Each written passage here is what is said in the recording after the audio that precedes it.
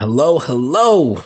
What is up, folks? I am Mike, joined by my lovely co-host, Latoya, and this is the first episode of Brown Butter Popcorn.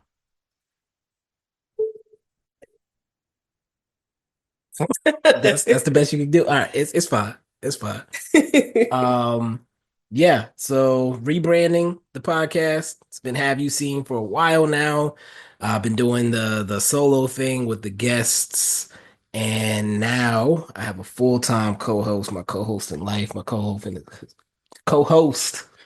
this podcast, Latoya. Yeah. Welcome to the show. Hey. Hi. Welcome. Thank you. I don't know. Is this one of those grocery store things where they tell you to enjoy what you just bought and you say you too? Exactly. Because Okay. I was, I'm a Latoya is fine, but We're we're going going toy on the we're podcast. going toy on the All right, podcast. it's my bad. Toy, I'm welcome to the podcast. You ready to do this? ready. All right. Let's do it. I'm Do, excited. do we want to explain the name? I think you should. You want me to explain the name? Because yes, if we're rebranding and Mhm. moving away from what you originally Okay. founded, Mhm. I think that it's Okay. best that you explain it. And if I mess up, feel free to jump in. So, yes, with the new co-host, I wanted to start with a clean slate. I wanted to have a collective process when it came to deciding what the new name should be. And I think we came to something that works. Um, Brown butter popcorn. Now I want to make sure we say it right. It's brown butter popcorn. Yes. The idea being, you go to a movie, everybody likes the buttered popcorn. Right. Extra butter maybe sometimes. Every time. But when you have the elite of the elite, when you have access to fancy things, brown butter is special. Very much so. Brown butter is something that takes work to get, a little extra work. Right. And so, the idea is that the most elite of the elite would be the brown butter popcorn, Right. not just butter popcorn, brown butter popcorn. Right. Because that brown butter, as you cook it down and it separates and you see brown bits. It develops a different flavor. Okay. It's not just buttery. It's Hmm. not just creamy. It's creamy. It's like a nutty flavor. It elevates everything Hmm. that you add it to. And it can be savory, it can be things that are sweet. Brown butter.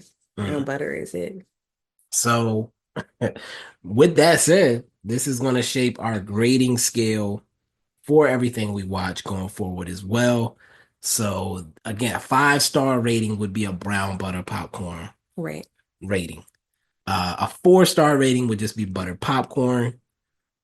A 3-star would be popcorn. right. Two is the unpopped kernels. It took us a little second to come to these conclusions, but two would be an unpopped kernel. Because, sometimes if they're pre-buttered, you know what I'm saying? You can suck on the kernel. Kernel might be all right. Some people might do that. Right. I like the crunch on them. Like when they're half popped a little bit, got a little crack in it. I'll crunch on So those. that's the unpopped kernel. And then the 1-star, the worst is the burnt Burnt. popcorn. Mm-mm. Burnt popcorn. So keep that in mind. We'll of course remind you until things get fully established. We are still shooting to record minimum of once a month Okay. Yes. going forward. We are going to talk about movies and shows.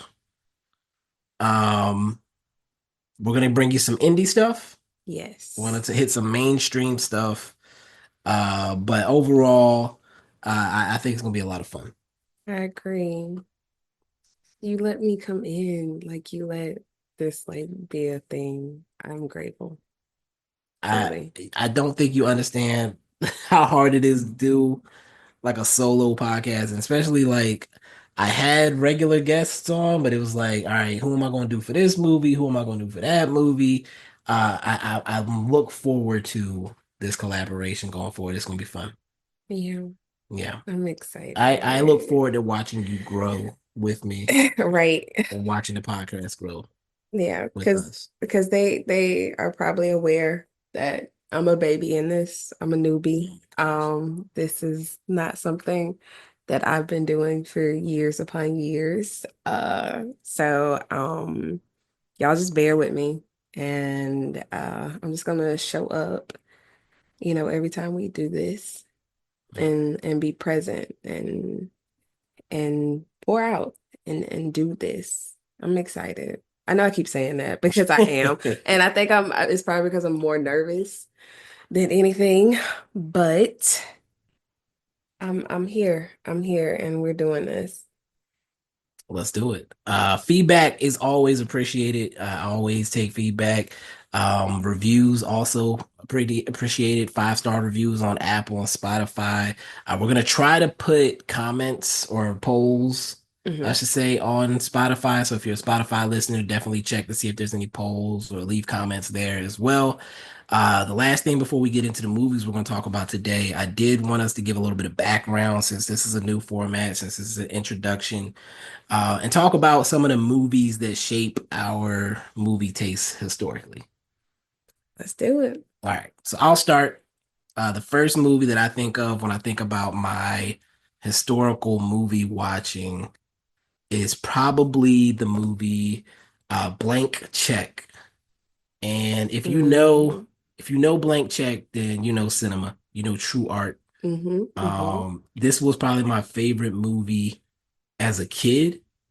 Came out in 1994, starring Brian Bonsall, Karen Duffy, James Reborn, Jane Atkinson, Tone Loc was in it, Michael Lerner, Debbie Allen, like a lot of names. I didn't care about any of those names as a kid.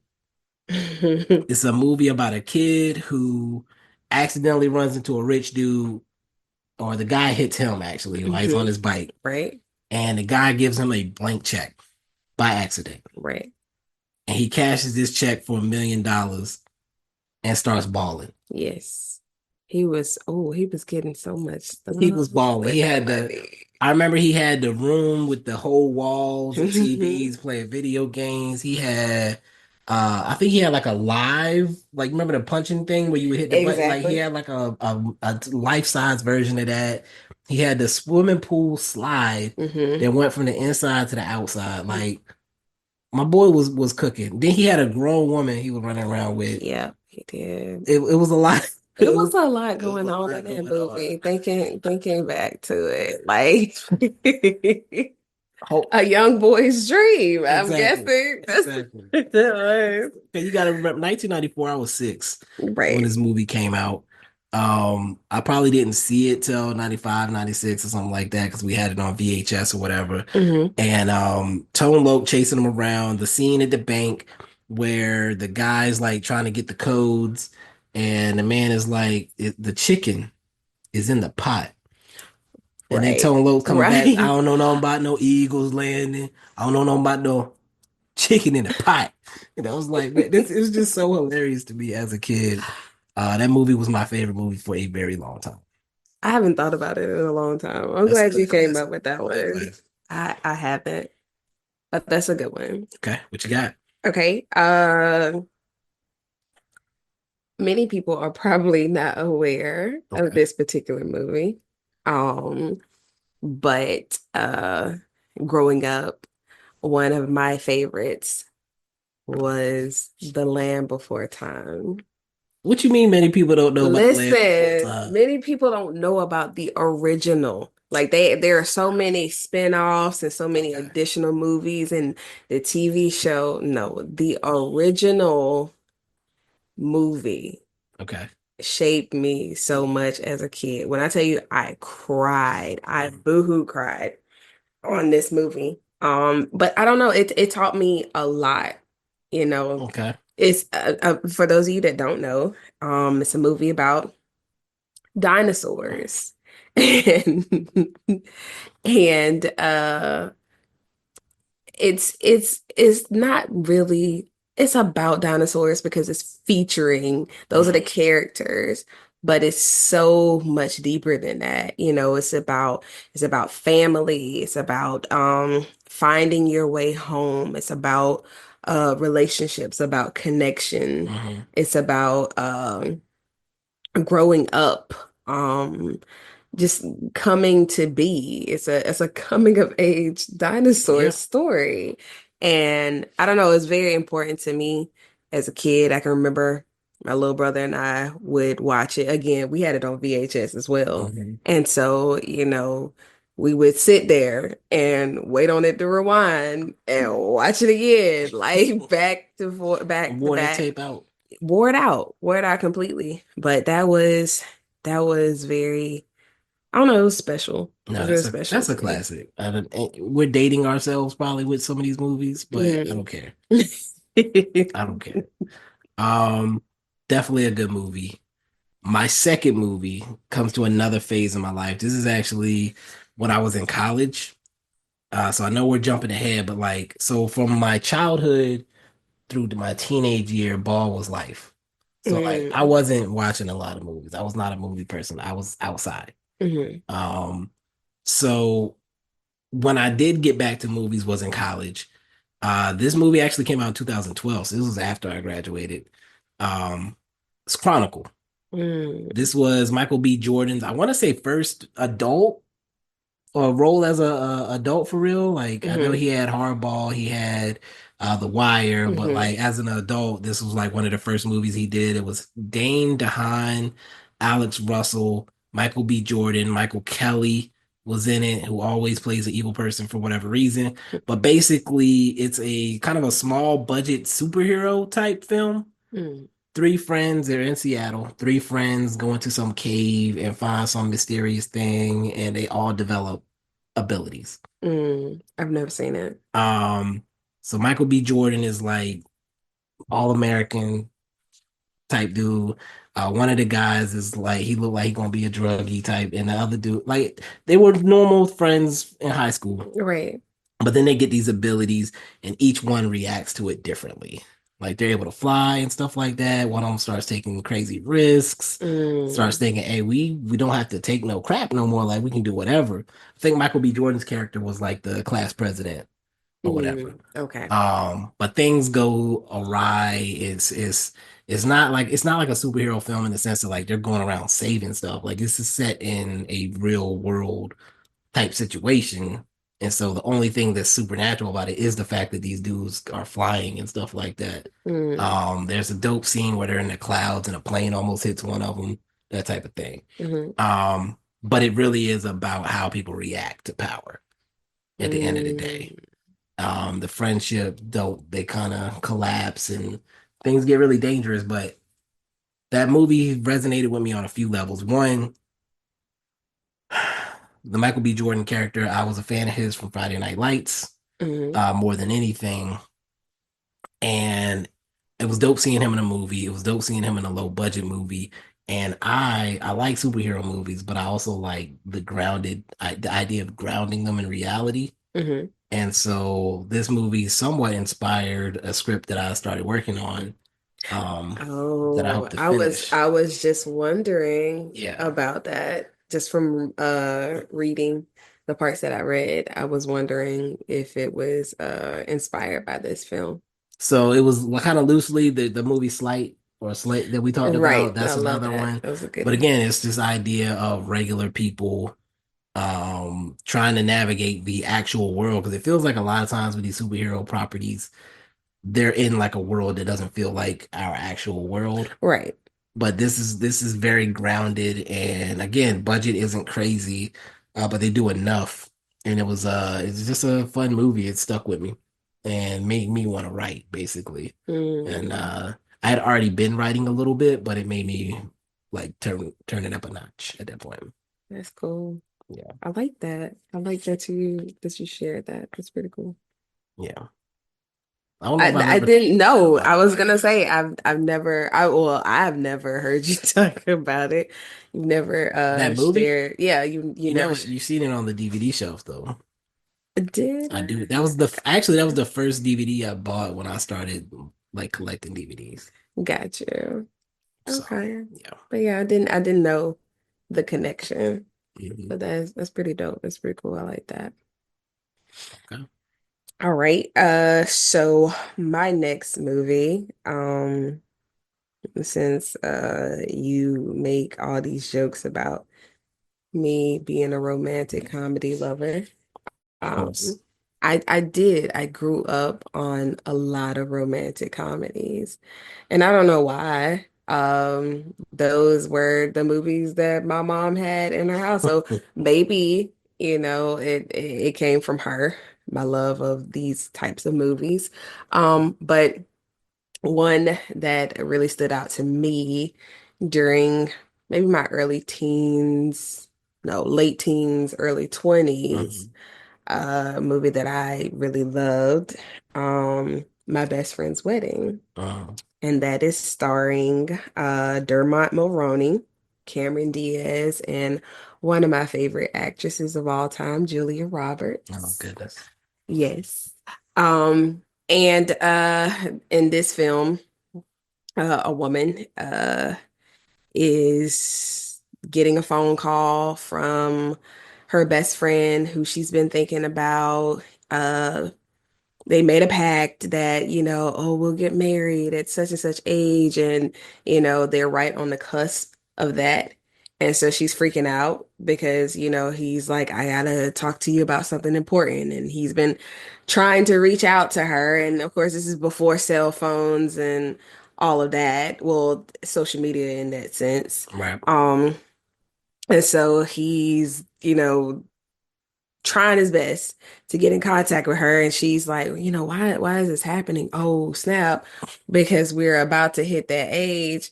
He's gonna propose to me. Like, I talked about marrying him, so I guess this is what this is.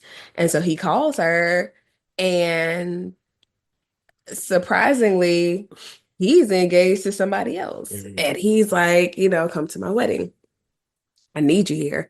And so we see her do all these ridiculous things and try her best to win him Right. from this girl that she believes doesn't deserve him. And um it's really quite fascinating. I think the thing that I love the most about it and just going through this journey with the character um is her not getting the man at the end. Mm. And I think up until that time, I had never seen that Hmm. because, as when you are a lover of romance, Hmm. you always think there's a happily ever after, Right. and happily ever after means the girl gets the guy gets the girl, and they're Yeah. together, especially when it comes to, the idea of having a best friend and that type of thing. That's who you're going to end up with. And so I found it so fascinating that she did not end up with him, Mm.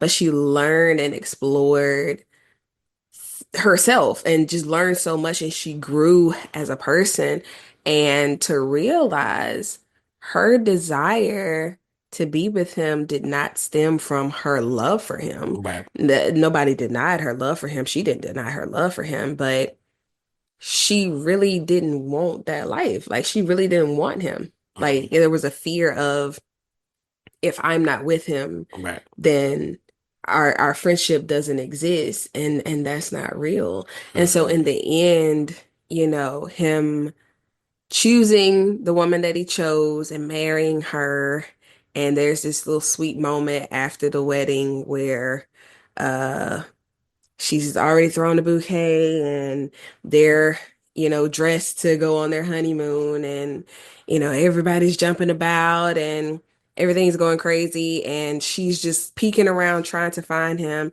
And she thinks she misses him. And then he comes up to her and grabs her and hugs her and says goodbye. Mm. And that was so beautiful to Are you about to me. cry? Don't do that. That was so beautiful to me because it's like the happy ending doesn't have to be Mm. this cookie cutter, Yeah. you know, remake of a million romance novels and movies and films. Like it can be a person having that internal growth Okay. and discovering things about themselves and it could be closure. Like Yeah. that's the happily ever after, that the closure, because now you're starting a new chapter with something that, is more to look forward to, I think. And so I appreciated I'm that. not mad at that. I'm not mad at that. All right. Think you said that was your last one? Yeah, I don't have one from like nowadays. I just like a lot of stuff. So, All right. So then my last one is going to be, and this is again, this is more of a modern thing that's kind of got me excited. Most of my favorite movies actually are from the past 10 or so years. mhm. Um, it's Get Out. I'm not going to beat Mm, around the bush. If you've listened to the Have You Seen podcast, you know that Get Out is one of my favorite movies, if not my favorite. Just brilliant, brilliant writing, brilliant storytelling. The cinematic experience. I saw the movie in theaters 3 times and enjoyed it just as much every time. It got mm, to the point where the second and third times I went, I was like taking notes throughout the movie. And like a couple of dudes, I don't think I've talked to any of these guys since, but a couple of guys that were like on my Facebook, we ended up starting a whole Facebook group, like a discussion to like talk about the different like wow. things in the movie, like the symbolism and Hmm. things of that nature. Like we were just going back and forth. Like the first second time I watched it, I was like, "Oh, second time I caught this. Did you catch that?" And they're like, "Dang, I didn't catch that. I'm about to go tomorrow. Let me see what's going to happen." Like, and it was great. Like it was fun and is black. You know what I'm Hmm. saying? Like it felt cool to see Jordan Peele. Who's I wasn't a fan of Jordan Peele. Like I never watched Key and Peele or anything like that. But Hmm. to see somebody like he really was in his bag. Like Yeah. every single line of that movie meant something. Every scene, every piece of motion, every like this clearly meant something to him. And to Yeah. be able to transfer a thought, an idea onto the page that amazingly Hmm. is special. And again, the cinematic experience was amazing. Like it's one of those movies that was interactive. And I know Hmm. I don't know if you've been in a movie actually, black audience certain moments in the movie, it's always gonna be that one dude. Oh hell no! Like Hmm. it's I always gonna didn't I happen. didn't watch it in the Always theaters gonna when I happen. saw it. But it happened every single time I saw this movie. There's a particular scene. I'm not gonna spoil it for nobody, just in case you haven't watched it. I don't know what you're doing with your life, but just in case you haven't watched it, I'm not gonna spoil it. There's a particular scene in the movie where you're hopeful about something and then it's taken away from you. Like the Mm. first time I saw the movie, I threw my popcorn. I got to the movie late. I had to sit in the front row. And when this moment happened, I was like, please don't let this go how I think it went there. And I like slammed my popcorn Oh down. my Like that's how bad gosh. it was. And like again, everybody in the crowd, oh no, like it was crazy. Hmm. Every single time I saw the movie, same thing every single time. And then at the end, everybody's applauding Hmm. how things play out. To find out that he initially had a very different ending, Mm. to think if he had gone with that ending, Talk about it. completely different movie. Do you want me to? Talk about it. I'll go ahead and say it. So, spoiler alert, skip ahead like 30 seconds if you don't want to hear this. I'm going to give you a couple seconds to get your hands dry if you need to hurry up. Blah, blah, blah, blah, blah, blah, blah, blah. Okay. The end of the movie, he's killing the white girl. Mm. Car pulls up. Hmm. He's done all this. He survived. And the car pulls up. You just know it's the cops, Hmm. but it's his friend. And so Mm. everybody applauds. Right. Original ending, it was the cops. And this movie ends Mm. with him in jail. Mm. Two totally different movies. Different movie. If that movie ended like that, Hmm. I'm disgusted. I am pissed. I hate Jordan Peele, Hmm. etc. and so forth. Movie Hmm. goes the other way. What an amazing film. What a cinematic experience. I want to experience this again. And I could tell you a movie that did the opposite thing Mm. and that everybody hates to this day, What's that? Queen and Slim. Queen Mm, and Slim gives you this journey. You're enjoying these characters. They're on the run. They're going through black neighborhoods and towns. They're experiencing things. They're meeting people. They get to the end, and it's tragedy. It's the mm. worst possible. Like, not one person gets shot, they both get shot up, like Bonnie and Clyde. Whew.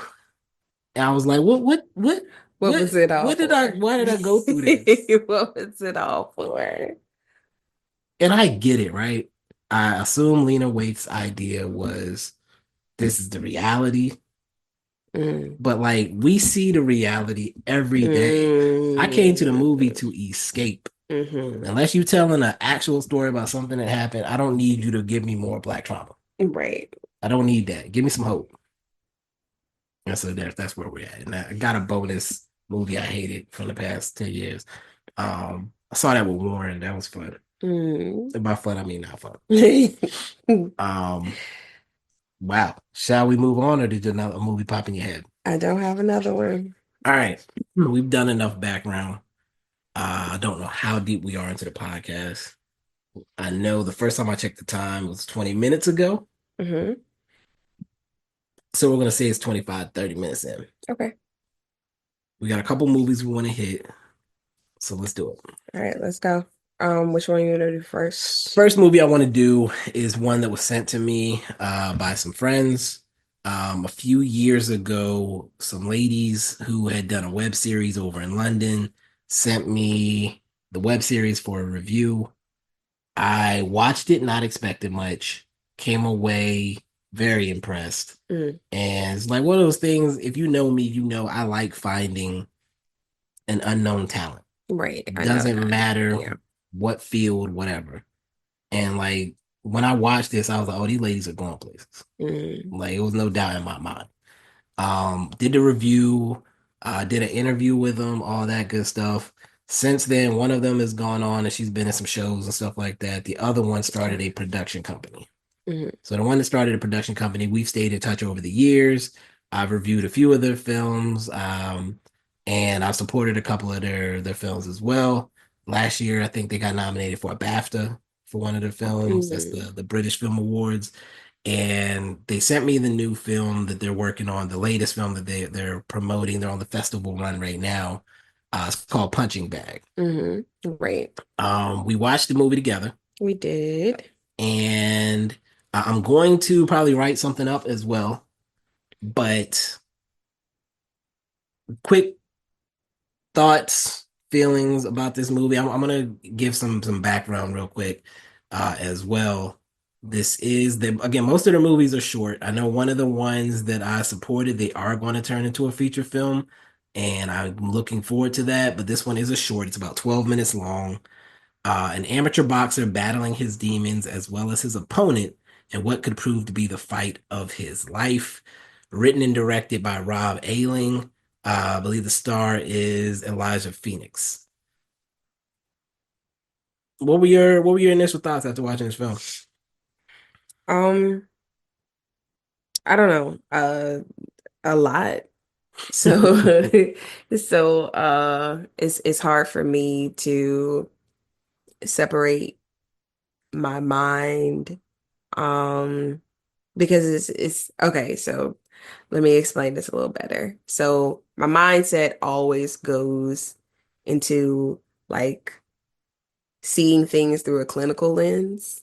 I'm sorry, it's Michael Ajay is the star. Excuse me. Mm, okay. Um oh, back to what I was saying. Sorry about that. No, it's fine. The character is Elijah Phoenix. That's what got me messed up. I Sorry, I'm just I interrupting. got you. Go ahead. You making me forget. I'm sorry. But yes, it's difficult for me to not see things through a clinical um a lens. Uh and so it's one of those things that I don't know. That's all the thoughts that I had. You jump in. Okay, so for me, yeah, I think immediately as soon as the movie opens, there's some visuals that make me think. Again, the title of the movie is Punching Bag. and it immediately starts with him hanging upside down s- on a rope, swinging. Right. And so I'm immediately struck with the visuals of he's the punching bag.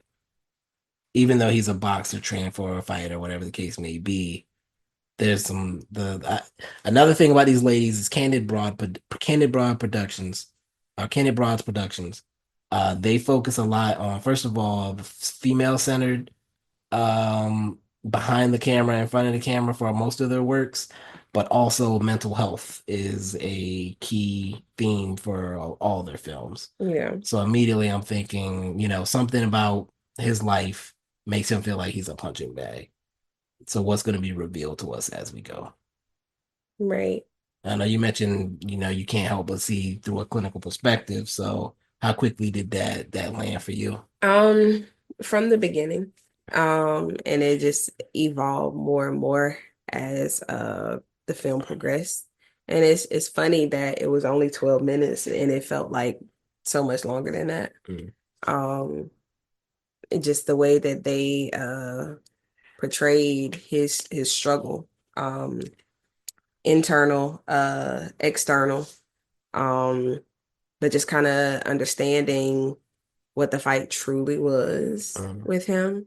Um, those feelings of grief, um, the introduction of just themes of addiction, self-harm, and the inner critic, uh, the idea of coping without processing.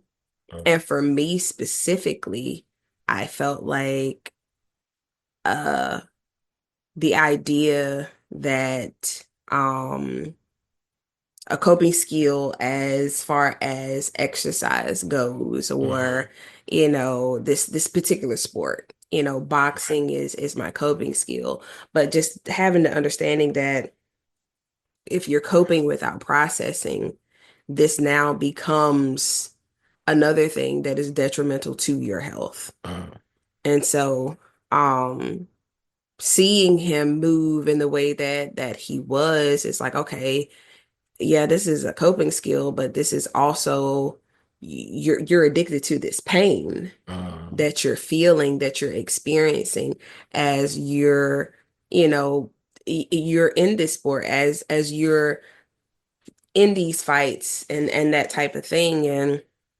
that I want this pain to forget about the other things. So I wondered if, and let me know if I stopped your thought.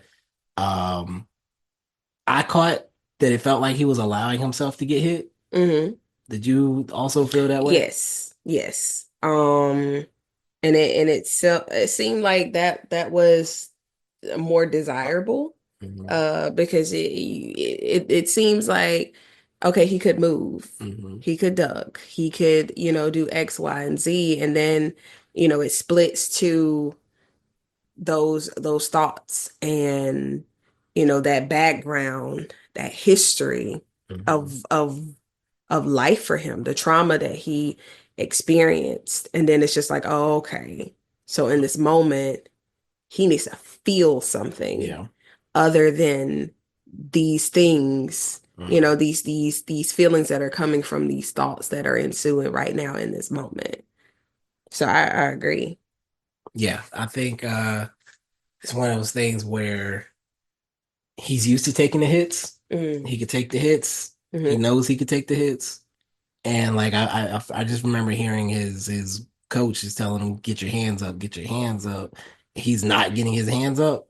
Right. And again, the symbolism of that, the idea that you can protect yourself from this, you can work through this, whatever the case may be. And the idea that, like you said, he kind of wasn't. He kind of was just kind of floating through it. Right. He was allowing it to sit with him. He was allowing it to control the way he moved. Right. And I like that you said control. And just kind of going back to, like you said, when the film first began, and you see him tied up in this rope and hanging upside down. I think that the theme of being in bondage versus it just kind of raging out, Hmm. and the contrast between those two themes, because you see him just going for it and just screaming and yelling and punching and that type of thing, um seemingly fighting against those demons. Right. Like, let me, I'm tired of being in this place where I don't have control, where things are controlling me, or I'm allowing my experience to be controlled in some form or fashion, and me taking that control back. Um, I like that. I liked it. Anytime I watch a short film, I always ask myself the question, what does turning this into a feature-length film look like? Hmm. Is it possible to turn this into a feature-length film and make it as meaningful as the short? I told you that one of the films that they did in the past, they have decided to turn into a feature-length film. Whiplash, another one of my favorite movies, started as a short and was made I into didn't a know that. feature-length film. I believe the scene with him practicing on the drums and the guy in his face yelling was pretty much the short. And then Mm. again, they expanded the rest of the story. Is this one that you could see being made into a feature-length film that was worth watching? Or do you think it's fine as is, should stay a short film, should not be looked at for expanding? Okay, so I feel like I like it as a short film, Hmm. only because, like I said, I was so lost in it that I didn't realize the length. I didn't Hmm. realize it was just only like 12, 13 minutes. Um, and I feel like it was powerful Hmm. um throughout. And so I for one feel like it did its job. Okay. And I can appreciate it for what it is. And I feel like stretching it out would take away some of the essence, Kind of diluted yeah, in a of sense. of what the story that's being told. And I like the idea that, we meet him in the ring. Hmm. Like, that's where he's met. That's where this conflict ensues. This is where it begins. And it could have been anybody in the ring with him, any opponent, Hmm. but we understood what the true fight was, what was really happening. I'm not That's, mad at that. yeah. What do you think? What do No, you I think I'm on the same page. I feel like stretching it out to a feature length would take away, like you said, some of that potency that the short has. I think with there's enough boxing movies of feature length.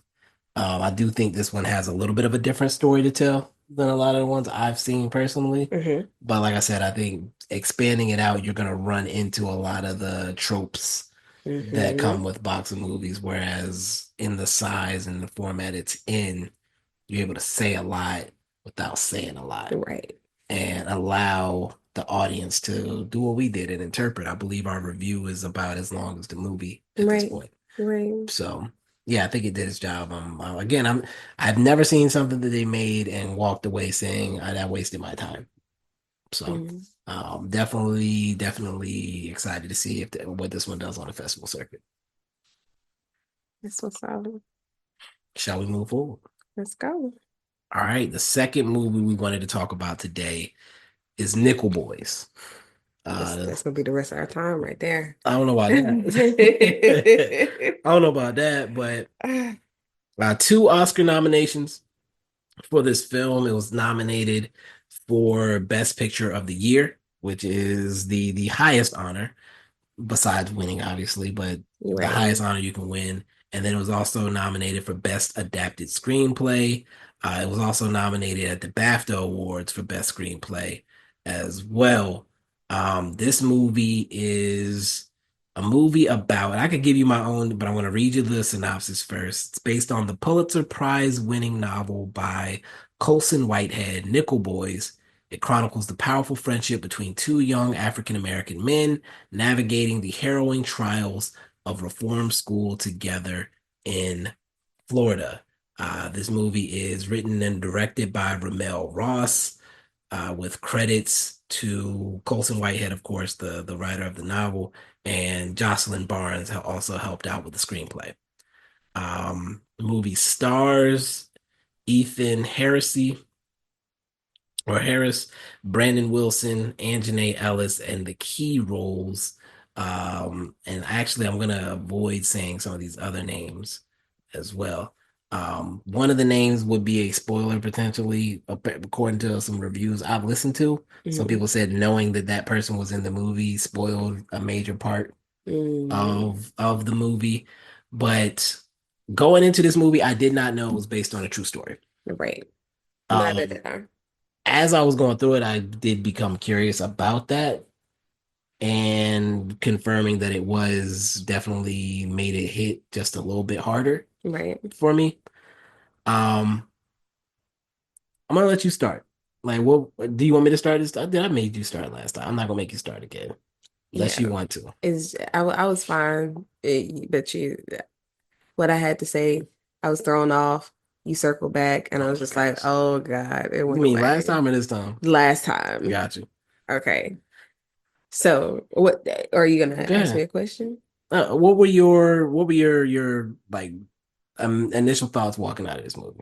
I can appreciate any movie that allows me to go through a roller coaster of emotions. Mhm. And so I was very appreciative of that. I love films that make me think beyond the film. Mhm. I walk away with more questions, and not in a bad way, not feeling like enough of the story. I needed more, like it wasn't told. I didn't feel like that. Like I felt like the story was told in a beautiful form, a beautiful fashion. But I wanted to dig deeper. Okay. And so I think to me, the idea that a film leaves you to where you want to do more, you want to see more, you want to understand more, beyond uh just the cinematic, I Mhm. think is amazing. And so I walked away feeling like that. No, I think you hit it on the head. Like I said, as soon as the movie ended, I started doing a bunch of research. I found an Right. article about the movie as compared to the book and the real life stories. Hmm. I think I read you some of that. But basically, first of all, I'm a person that, again, I like movies, but there are some things that people do in movies that can take me out of a movie. Hmm. So this movie is told the majority of the film from a POV standpoint. Right. Can be a little bit off-putting if True. not done correctly. Right. I think they did it. They used it very well, and it was not just a gimmick. It's a very vital piece of the way Hmm. the story is told, the way it ends up being used. I think incredibly important. I love how you said that. It is very vital. Because without it, I don't think it would have done the story justice Mhm. without that POV. But go ahead. No, and that's the thing. Like, I think it added another layer to it because yes, we know and we do meet the initial boy whose eyes we're seeing this movie through. It does switch perspectives to a different boy, and we get to actually see the character that we've Hmm. been living kind of as throughout the beginning of the movie. It Right. switches back and forth after that point, but I think it added another weight to it because we're seeing life through his eyes Mm, and we're seeing the things he's experiencing. They give us some quick flashbacks to his early childhood, right. goes through his older teen years. Hmm. And then of course when he gets to this I guess would you call it a detention center or a It boys it camp? was labeled as a reform school. Okay. That's how it was initially presented. And just even the way that he gets in trouble and ends up in this school is already devastating. Right. And then the things that he experiences from there forth just it was rough. And it's one of those things where it's funny. I talked about not wanting to partake in suffering Mm, for the sake of suffering, but the fact that it is a true story, I think it's an important story to tell because the place that this story is based on was open for 100 years, right. which means generations of trauma. Yeah. Um, this movie is set in the 60s, late 60s specifically. So there is some racial Right. stuff. There's white kids that are here as well, but they're separated, they're treated differently. Hmm. Um, there's a lot of darkness in this movie. One thing I did appreciate though is that the violence is mostly off screen. Right. It's left to your imagination in some ways, and I do appreciate that. I don't need to see certain things on screen to feel the weight of them. Right. You have anything to add or interject? No. I appreciate the fact that it was off screen as well. And you still, like you said, you still felt it. Um, your imagination um explores things that I felt like it was enough. Mm, What I imagined, what I thought. Um, I didn't need to see it displayed because for me it would have made it a totally different movie. right. Um, and I've seen movies similar in comparison, and it's been a hard watch. Hmm. I've had to stop films before and regroup and come back to them, and still have, I don't know, a bit of hesitancy, as well as, just trying to push through the moments to take in Mm, the story. But the weight and the gravity of the scenes that are depicted has been challenging. But this film, I appreciated the fact that I didn't have to turn away. mm, I didn't have to pause.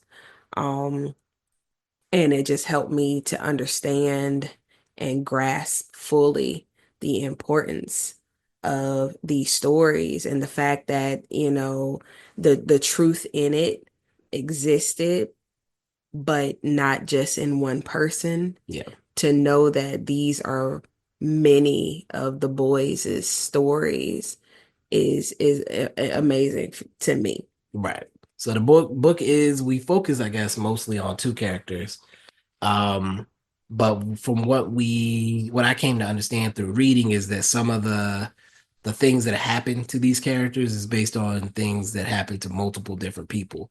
So the way that he gets into the school, um, is one person's experience. The things he saw might have been somebody else's. So it was a Right, way of telling the story of this place through a couple of characters versus trying to spread it out and tell like a biography in a sense. right. Um, this movie is told non-linearly as well, but it's Hmm. not it's not it flashes forward, I guess, to the present. Right. So I think first of all, that gave me hope, I guess, Mm, because in the middle of what they were going through, I was like, how are they getting out of this? Blah blah right, blah. So when it flashes forward to the present, we can see somebody's getting out of this, right, and how are they doing is the next question. We right, do get some answers there as well. We get to see what the aftermath looks like. There's a great scene where the character meets one of the other boys right, who was in the facility as an adult, and he doesn't seem to want to talk to him, but they do have a conversation. They talk about some of the other guys that were there, and again, you can see the trauma that both of them have from their right. experiences and the way that it affected how their lives look today. Right. And even in the conversations that they have, and they talk about, one of the characters in particular talked about the experience of running into other guys, and well, this is where he is now. Well, this happened to such and such and so and so. And just kind of seeing the true impact of, the experience that they Yeah, all had.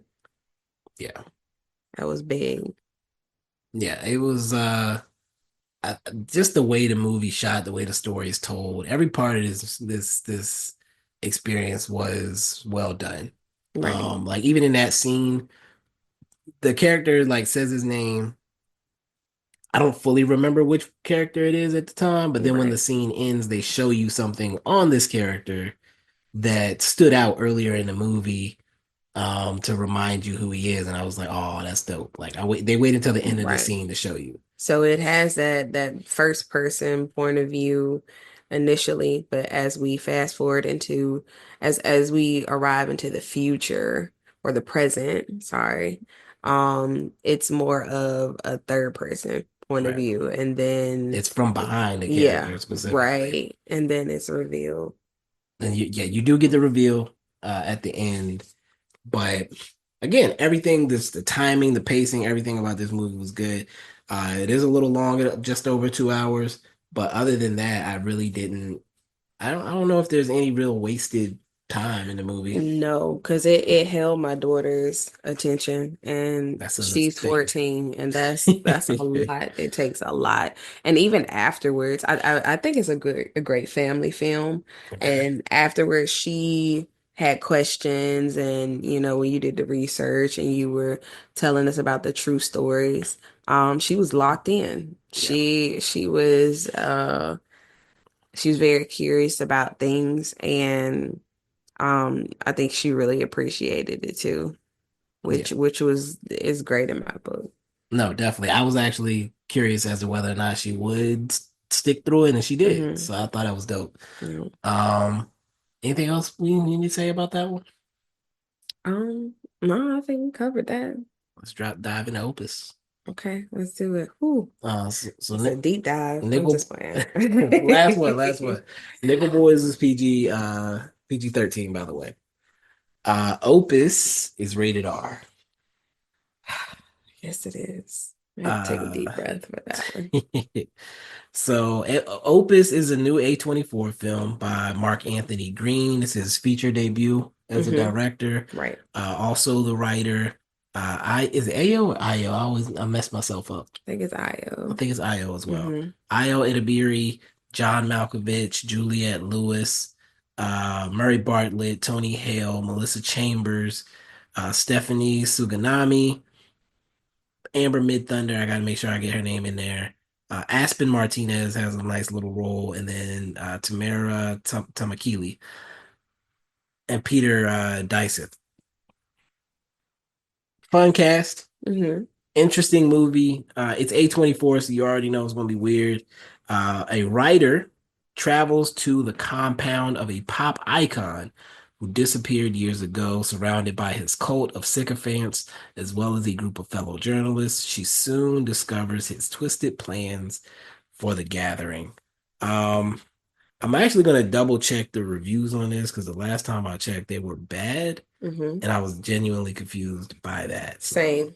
let me take a look if you don't mind. No, you're fine. But same. I was confused as to I don't know, because my experience was so different. And so to see the negative reviews, I was curious as to the things that Didn't like. yeah, that they found that needed to be Where can I find? All right, let me just search it. the things that they had issues with, and There we go. Yeah, still bad. why they gave it these. So it's a 37% on the critic tomato meter, a 58% with the audience, which is close to getting a fresh audience review. But you want to look at some of these reviews? Hmm. So the first one is a 2 star. It says uninspired casting from the start. What? I'm sorry. Story goes nowhere for a long time, and then when it starts to congeal a bit, you realize it's another weird cult movie. Finally, some better acting happens, but by then it's too late. The audience is looking at their watches. That's very interesting. You want to look at bad ones? There's a couple good ones here. Poorly derived from recent movies like The Menu and Midsummer. Weak and hollow script. The ending was good, and it was fun watching John Malkovich enjoy his role. I did mention, You did the menu. did mention The Menu. I didn't. I might not have mentioned Midsummer, but I thought Midsummer when I Mm, was watching the movie as well. Um, I don't know. I feel like the backdrop was familiar as mhm. far as like a person stuck in this cult type situation, but I feel like the message of the story messages in the story were different enough that I could enjoy it without feeling like it was cookie cutter. And I actually feel like the way it wraps up is very different from any other like cult type movie that I've personally seen. But you know what though? Okay, my whole thing about the cult thing, I Mhm. think on the surface, if you're comparing it to um just like these historical cults Mhm. that, we've seen that, do all these, rituals and, it has ended really, really Right. badly.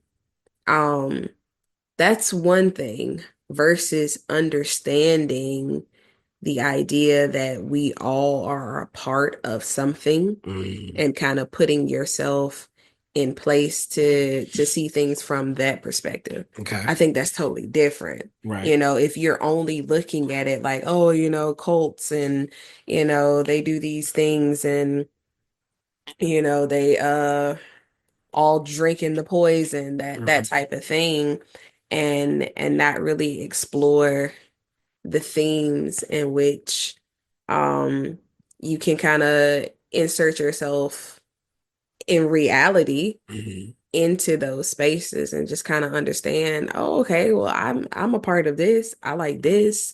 I'm a part of that. I enjoy this. And kind of understanding So you're that, speaking to what the director talked about in the higher learning interview, the idea of tribalism right, being the main theme he was trying to hit. exactly. It's not about cult, it's about tribalism. It's about what and whom are you associated with? Hmm. What things do you connect with and how far are you willing to go in those spaces? Right. What and the idea of, are you in this space to gain or are you in this space to give? Is there a mutual exchange, or are you just kind of like, is this like a parasitic space for you where you're just like, give me, give me, give me more, give me what I desire, give me what I need, versus, I thought you you were know, singing for a second there. versus, you know, what do I have to contribute here? What can I leave? What can I add to this space? How can I help the people that are around me if I'm a part of this? What can I do to be of help, to be of service? Okay. So I'm gonna hit a couple more. Someone said whack, tired of the storyline. Someone said besides Malkovich, the acting was extremely poor, especially the lead actress. So I'm seeing a lot of people did not like Ayo's performance. That's so interesting to me in a bad way because I loved it. I loved it. I thoroughly enjoyed it. I loved the fact that throughout the film, she was, hesitant, curious. She didn't kind of just fall in line to things because people told her to.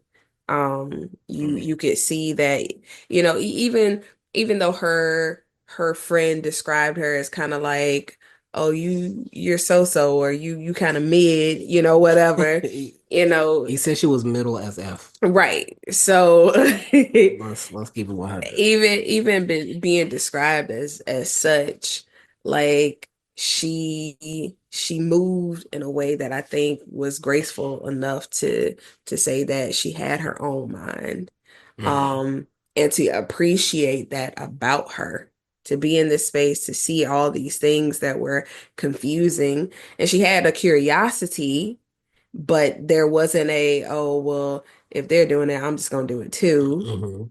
And I appreciated that. I And think. Oh, sorry. no, We no, no, go got. ahead. So I'm going back to that person that has compared it to the Menu and Midsummer, and a few things. When I think about those movies, none of the three lead actresses are similar at all. Mm, So in the Menu, it's Anya Taylor-Joy. She's on a date with this guy who's like super hyped about getting into this restaurant, and he's bringing her there for a reason. And we learn who she is over the course of the film okay. through this experience. Um, in Midsummer, it's my girl Florence Pugh. She has lost I think her sister. I'm 90% sure her sister kills herself, but she also kills their parents at the beginning of the movie. Hmm. We're introduced to her through her boyfriend, who is telling all his friends, I'm about to break up with her because I don't want to take her on this trip with us. Okay. Like, I need to do it before we go on this trip. So she ain't trying to come with us. Then this happens, and he doesn't break up with her. She comes on the trip with them to Europe. They end up in this cult situation, and she finds family, Mm, right? So we know her initially through her trauma, and then over the course of the film, she finds sisterhood, if you will. okay. Ayo's character is a young journalist who's being told that she's boring Right. and gets an exciting opportunity. She's ambitious. She wants to do things. She wants to be special. Hmm.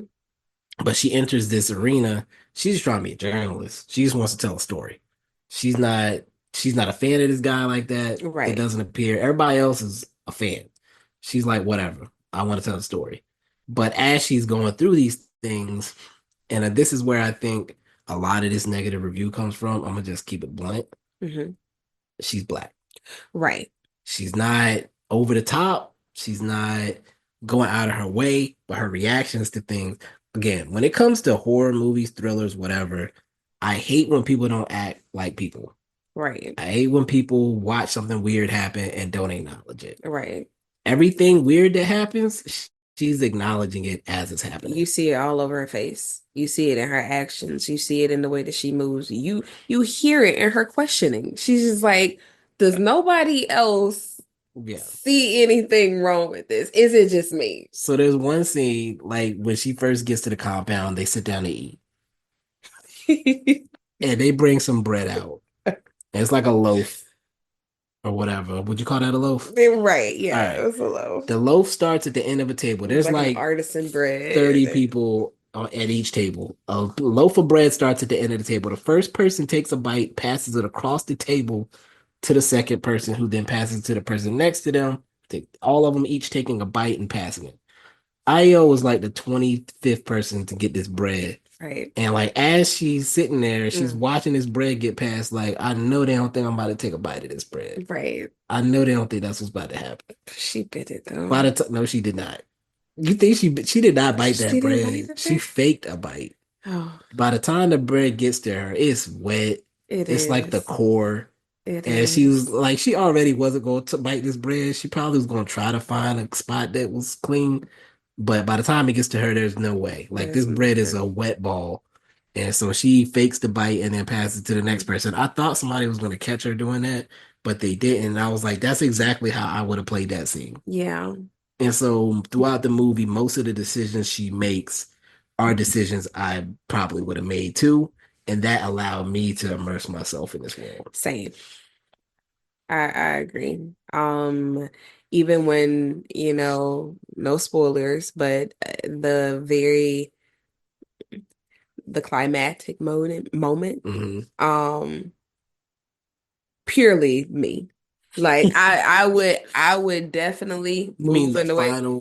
Yes, final? I would move in the way that she moved. Hmm. Some things I may not have done completely, but I don't know, given the circumstances is very hard. There were the resources that she had Yeah. were extremely limited. Hmm. And sometimes you kind of got to go with the flow in those moments, but for sure, I don't think I would have been as brave as she was at the end to I would have been afraid of some type of backlash. Got you. I wouldn't have put myself out there like that. But I think the fact that that was the expectation, Hmm. she fared well Yeah. in doing that. Yeah. I think there's a lot of subtle things in this movie that work for me. And I feel like if you don't catch those subtle things or if you don't appreciate those subtle things, that's where you don't enjoy this movie. Hmm. If you're just looking at it from a broad perspective, it has some tweaks to the cult idea.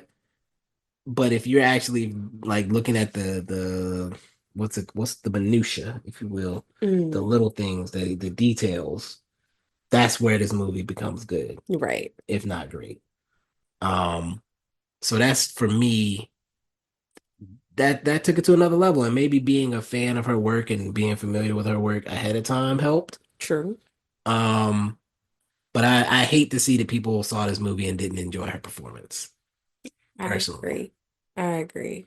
Um, there are some very dark scenes, some very hard to watch moments, Hmm. which is probably where a lot of the Midsummer comes from. Midsummer has a scene that I wish I could get out of my head, but I cannot. Um, and I'm thinking about it now, and I'm gonna try to move on. Anyway, Midsummer has some very bad stuff going on, because Ari Aster is the sick person. Um, and I'd say that with all disrespect. Um, I love the movie was good, but God, did you have to do all of that, sir? Are Mm. you okay? No, he's not okay, actually. I saw Bo was afraid. He's not okay. Mm. Um, but that's his thing. That's Ari Aster, right? The with this movie, I'm curious to see what the director does next. First of all, I feel like his next movie will be very different. Yeah. Um, I hope that the movie makes his money back, Hmm. despite the critical ratings. Um, but I don't know. I think I said everything I wanted to say about this one. And you know what? I think the fact that it's got people talking in the way that it does is doing its job. Whether you like it or whether you don't like it, if you're talking about it, you have some feelings towards it and keep it flowing, keep it going. Okay. Should we do ratings for these? Okay. We can do ratings. I've been keeping track of our ratings. So we did the last one. It was on the Have You Seen, but I'm counting it as a brown butter popcorn review. Okay. Let me pull up the notes. So the first movie we did was One of Them Days. Right. I'm counting that as a brown butter popcorn review. Okay. Um, I'm going to skip over a couple of these movies and just do the ones we talked about today. All right. So the first movie was Punching Bag. Okay. What's your rating? You go first. I need that. I'm not gonna go off of what you say. I didn't say you Just were. I didn't say you were. I like did you you to okay? Yeah, that's lead, fine. That's fine. Go That's fine. ahead, That's go fine. ahead. I'm gonna go. Oh, popcorn. Mm, Actually, mm, um, it's hard for me to say this is something I could recommend to everybody. okay. So I'm somewhere between popcorn and butter popcorn overall. So I'm gonna say that I'm a person that likes to over credit. So I'm gonna drop it down on popcorn. Okay. Good movie. Definitely enjoyed it. Definitely something to sit with. Um, but we'll keep it at popcorn. Okay. I would give that one a butter popcorn. Okay. Just based off the psychological themes. Um, I think it was tastefully done. I think in film, especially when it comes to I know it's a short film, but Right. I think when things are, I don't know, psychology is like the focal point. I Hmm. think people people intensify it to the point where is borderline stigmatized, and I don't like that. Mm. And And that's the whole thing with their movies is they want to try to destigmatize things. right. So So I appreciate that fact. So I would say butter popcorn. okay. Again, I agree with your point. It being I don't know, people who have selective tastes. I think would appreciate this in that way. And I appreciate you giving it a butter popcorn because that makes me feel better about my popcorn because it falls right where I want it to in the middle. Mm. Nickel Boys, you got to go first this time. Okay, Nickel Boys for me, it's gonna be a brown butter popcorn. Lee. Um, I don't know, like when when stories are being told, um, for people who have no voice, Hmm. that's everything to me. Hmm. That's everything to me. And to be told in this form and in this fashion and in this way, I feel like was very powerful. I felt like people from multicultural backgrounds can look at this thing and appreciate it, understand it, Hmm. um, grasp the meanings. Um, and so I think a broad audience would appreciate this in the way that I did. And so that's it's a brown butter, baby. Okay. Same. This movie made me emotional, and Hmm. anytime you can make me emotional, that's probably gonna knock you up to that brown butter popcorn. Hmm. I think I was probably gonna be a butter popcorn, but the way it delivers, Mm. the way it brings things to a conclusion, if you will, Hmm. just landed so hard for me, and that bumped it up to the brown butter popcorn because it's like I enjoy this. I appreciate what I'm watching. I appreciate the stylisticness of it. Hmm. Right. And then when the story kind of brings itself around, I'm like, oh man, this is cinema, Mm. absolute cinema. Yeah. So that's brown butter popcorn. All right, you go first on the next one, on the last one. Opus. Uh-huh. Do you want to knock Mickey 17 out too or no? We can't do Mickey Not the 17. review. I mean the just the rating. Should we do a rating when we do the I don't review? think my rating is gonna be fair. Really? I fell asleep. I mean that speaks for itself. Some would say. um, that's fine. That's fine. Let's do Opus. Opus for me, man.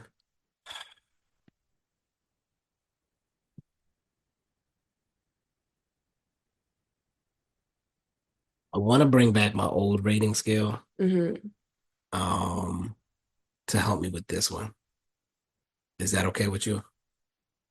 Are you sure I that's should be able to pull it up pretty quickly.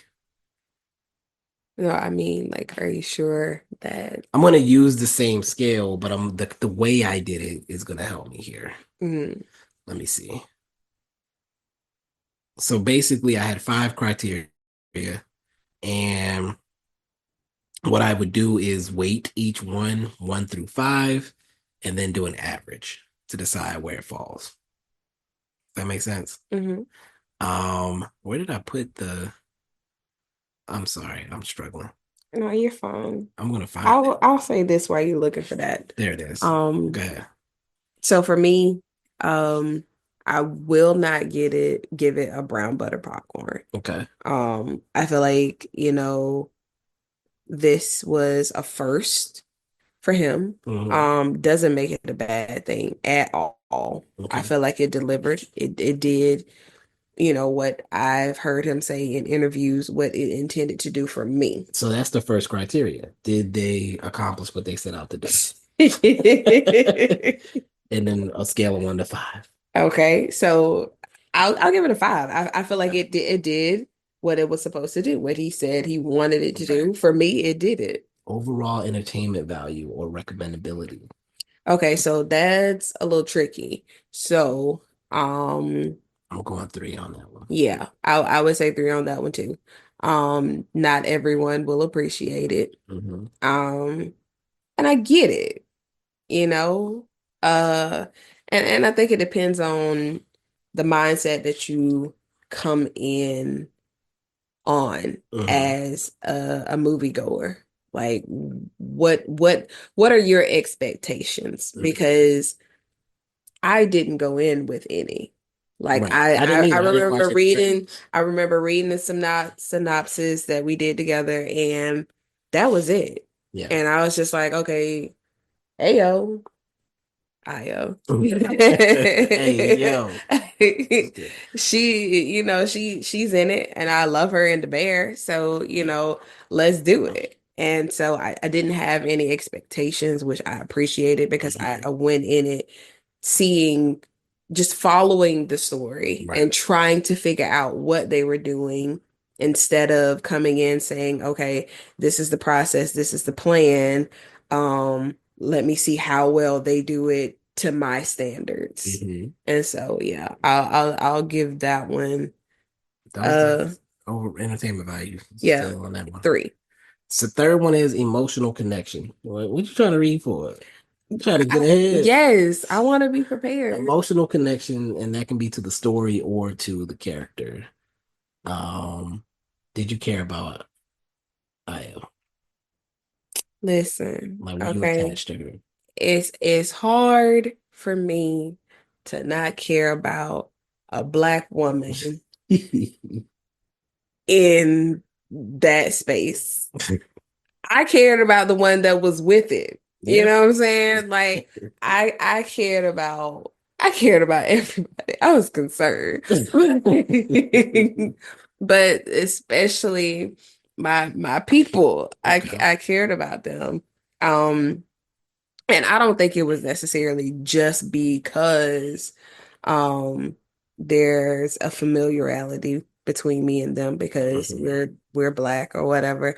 Um but if you pay attention to them both, like we see Io's expressed, Right. you know, disgust, confusion, Concern. fear, concern. We see that. Um, but with the other woman, what was her name? Do you remember The her name? actual character name or Or the the actress? actress? Yeah. Okay. It was the character was Rachel. Okay, yeah, we Not see Malik. It was almost like milkshake. we see Rachel and we see cracks that are throughout the film. We see cracks in, you know, her, not necessarily her loyalty, but it just don't seem like she's all the way in Yeah. to me. Okay. And and I had to check myself because I'm like, okay, is this what I want to see? You know what I'm saying? That she's not all the way in because I don't believe we would be all the way in. And then I was just like, no, you could see, and even the move that she made kind of brought that home to me, like, oh, okay, Yeah. this is X, Y, and Z. And even if it was for selfish reasons or a part of the bigger plan, Right. um, I still feel like there was always for her concern And I actually for think that kind of takes me into the next one. Well, first of all, is that a what's your 1 through 5 on that? the emotional connection. Yeah. Um, I'll say 3. Okay. So the fourth one is X Factor. Great acting or something completely fresh. You're not giving yours. It's a you said three, I'm going four there. So I'm at 5, 3, 4. I gave my other ones. Oh, okay. 5, 3, 4. So the third one is X Factor, great acting or something completely fresh. I think that the way the movie wraps up is an X Factor for me. Right. I have to give it at least a 4 for the X Factor. I think that's what's keeping this movie up for me. The last is, did it keep you on your toes? Oh, definitely. I give that a 5. So I think we're both coming out about the same. We're Mm-hmm. both coming out at about a 4. Right. Then we're both coming out at it being A butter butter popcorn. popcorn. Yeah. Yeah. So that's safe. And I'm not mad at that, honestly.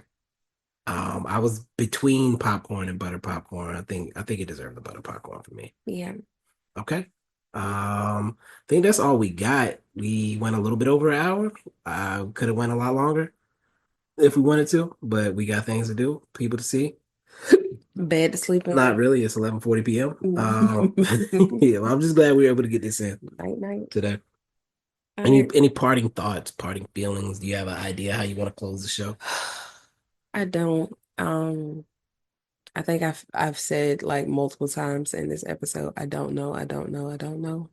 Um, so I hope to know a little more, to become a little bit more comfortable. Mhm. To just kind of go with the flow and, just express and just be here with you, be here with this, Mhm. be in this moment. That's Um, sweet. don't do that. I'm just hoping to be more. Because this is pressure, babe. I Like understand. it is, and it's just like you had this thing and this was your baby and you took care of it, and it's just like I don't want it to go downhill Oh my from gosh. here. Like I want to elevate it. I want it to I, make it better. I I want it to be brown butter popcorn. I believe in you, and I don't know. I'm having fun with this, so it's only going to be up from here, as far as I'm concerned. Um, but yeah, I think we should go ahead and get up out of here. I'm not sure when we'll be back on the podcast. That was directed towards me, guys. I hope you Don't know don't, that. don't do that. I'm trying, okay? Don't do I'm that. trying. Life is so full of things and stuff, I and time is understand. so limited. I Um, think we got something with this. I have faith that we'll be back in less than a month. I agree. But I'll get this edited and get it up on the websites. But until next time, folks, peace. Peace.